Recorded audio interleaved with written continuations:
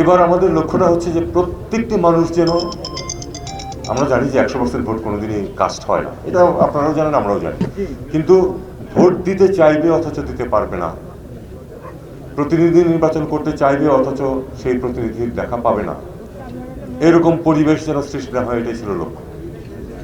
আমরা আশা করি, এবং আপনাদের সহযোগিতা এখানে খুবই গুরুত্বপূর্ণ, আপনাদের অংশগ্রহণটা খুব গুরুত্বপূর্ণ।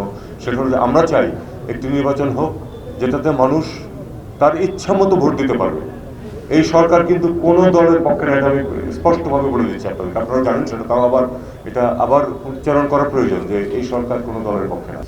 তো আপনাদেরকে এইবার এই আমাদের যে আপামর জনসাধারণ আছে তাদের সামনে দায়িত্ব আসলে দুটো। একটা হলো তাদের মতামত দেয়া যে কি পরিবর্তন তারা চান অথবা চান না, এক।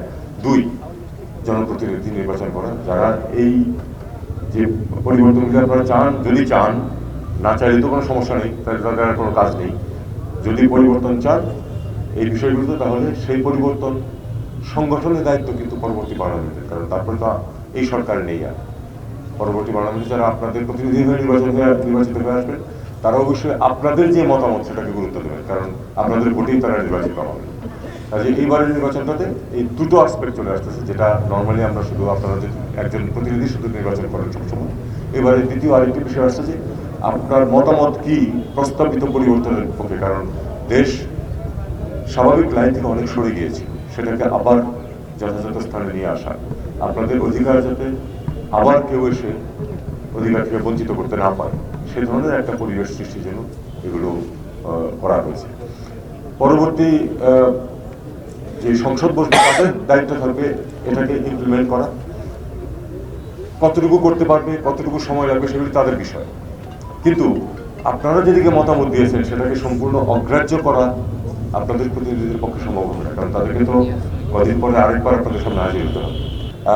এই গাড়িটা উদ্বোধন করা হচ্ছে, এটা অনেকটা সিম্বলিক, কিন্তু এটা আপনাদেরকে স্মরণ করিয়ে দেবে যে আসলেই আমরা সবাই চাই যে একটি খুব সুষ্ঠু নির্বাচন হোক, এবং এখানে পদ্ধতিগত যেসব বিষয় আছে সেগুলি নিয়ে কিছু ব্রিফিং থাকবে, এবং আপনারা সেটা দেখতে পাবেন, বিভিন্ন জায়গায় যাবে আগামী অনেকদিন। এই 3 দিনের তো একটা পরিকল্পনা দেওয়া হয়েছে, কিন্তু 3 দিনেই শেষ নয়, এরপরেও তো এই ধরনের কার্যকলাপ চলতে থাকবে।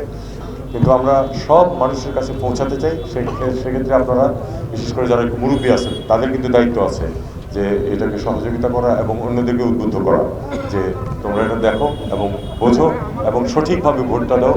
দুইটা ভোট, একটা হচ্ছে প্রতিনিধি নির্বাচনের জন্য, আরেকটা ভোট হচ্ছে যে প্রস্তাবনা আছে রিফর্মের জন্য, সেই রিফর্মের জন্য আপনাদের আস্থা এবং সমর্থন আছে কিনা সেটা হ্যাঁ অথবা না দিয়ে জানানো যাবে।